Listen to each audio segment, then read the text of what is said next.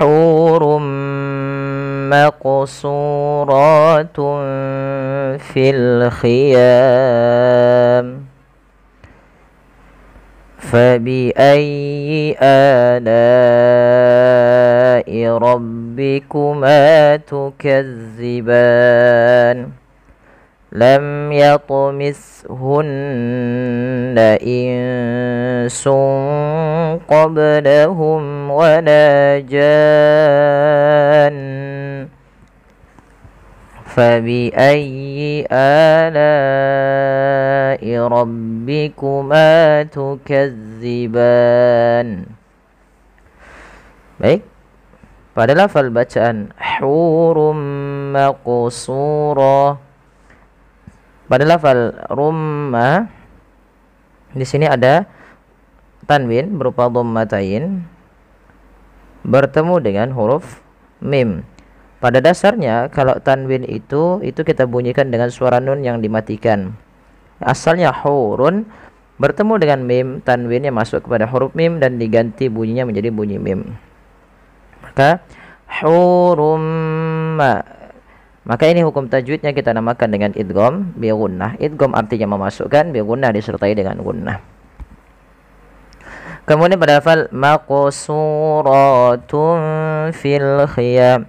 Maqo di sini harus kita pantulkan pada lafal membaca huruf qaf yang dia sukun karena ia ada kita namakan dengan bacaan qalqalah. Qalqalah artinya yaitu memantul. Sehingga huruf qaf ini wajib dipantulkan ketika dia berharakat sukun. Maqsura. Kesalahan yang terjadi di dalam membaca qalqalah yaitu tidak memantulkan bacaan qafnya. Contoh maksura atau menambahkan hamzah misalkan maksura. Itu dia kedua-duanya salah dan tidak tepat. Yang benar adalah dia memantul dan mengalir. Maqsura, sunya tebal karena huruf shad yaitu huruf isti'la. Hati-hati jangan terbaca dengan huruf sin, jangan maqsura. Tapi dia menebal. Maqsuratun fil khiyam. Pada lafaz ra sendiri ini ada ra tafkhim dan dia juga dibaca dengan mad tabi'i panjang 2 harakat ditandai dengan adanya fathah bertemu dengan alif kecil pada lafaz huruf ra ini. Kemudian pada lafaz tun fil khiyam di sini ada lafaz dhammatain. Pada lafaz huruf ta bertemu dengan huruf fa. Yang dimana dia kita namakan dengan bacaan ikhfa. Apabila ada dhammatain bertemu dengan huruf fa, ya maka kita namakan dengan bacaan ikhfa. Ikhfa itu artinya samar-samar. Atau dalam definisinya ikhfa itu membaca di antara bacaan izhar dan idgham. Kalau izhar itu jelas, kalau idgham itu memasukkan. Nah, ikhfa di tengah-tengahnya. Jadi nunnya tidak terlalu dibaca dengan jelas, tapi dia disamarkan kepada huruf selanjutnya. Maka di sini samarkan huruf ta kepada huruf fa langsung. Maqsuratun ya. Maqsuratun fil khiyam. Ya, seperti itu. Kemudian melafal fil khiyam. Kemudian di sini pada fil khiyam ada alif lam yang kita namakan dengan alif lam qamariyah. Yaitu alif lam yang kita tulis dan kita baca dengan jelas. Kemudian pada lafal yam. Nah, di sini pada lafal yam di sini ada bacaan mad arid disukun, yaitu mad yang terjadi di akhir bacaan kita ketika adanya sukun arid. Contoh di sini pada lafal khiyam pada dasarnya kan mimnya itu berharokat kasrah.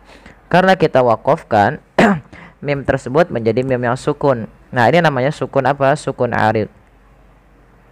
Nah, apabila ada sukun arid sebelumnya huruf mad, baik itu alif, waw atau ya yang dia mati, maka dinamakan dengan mad arid disukun.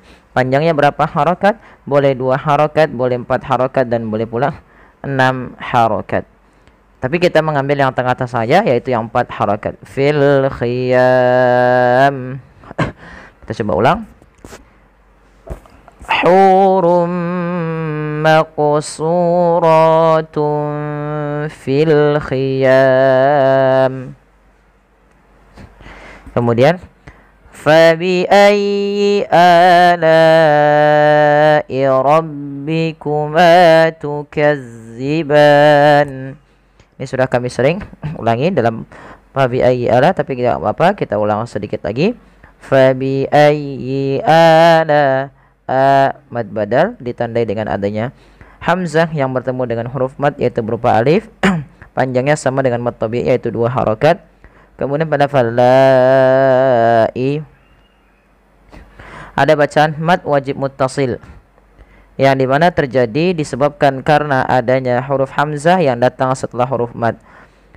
Pada dasarnya la 2 harakat datang setelahnya hamzah setelah huruf mad berupa alif ini, maka dia kita namakan dengan mad wajib muttasil ketika hamzah tersebut pada satu kata, dan di sini pada satu kata pada lafal alai. Maka la perlu kita panjangkan sepanjang 4 atau 5 harakat. Alai rabbikuma, rohnya tebalkan karena dia roh tafkhim, adanya huruf roh yang berharakat fathah. Rabbikuma tukazziban, ma tabi'i fathah bertemu tukazziban. Lafal ban ada bacaan mad arid disukun sebagaimana fil khiyam. Baik, kita lanjutkan lagi. Lam yatmishunna insun qablahum wala jan.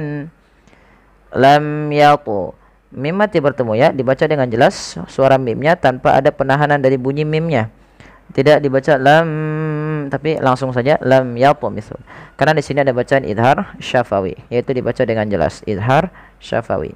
Terjadi ketika ada huruf mim bertemu dengan seluruh huruf hijaiyah kecuali mim dan ba.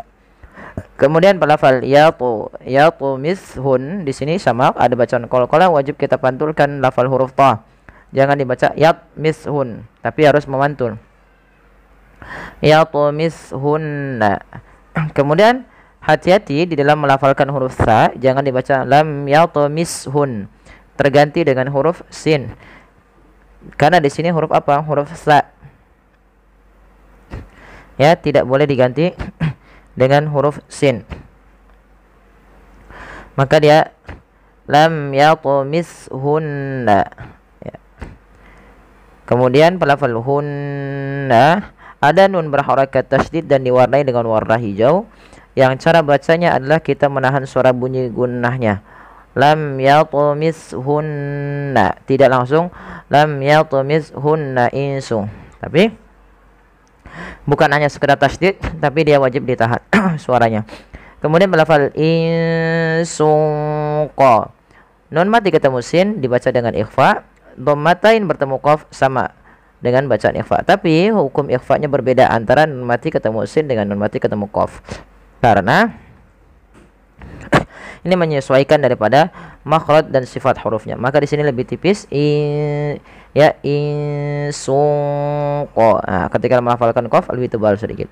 Kemudian qablahum ada ba sukun maka dibaca dengan qalqalah. Kesalahan yang terjadi adalah tidak memantulkannya. Contoh qablahum, tapi dia harus dipantulkan qablahum.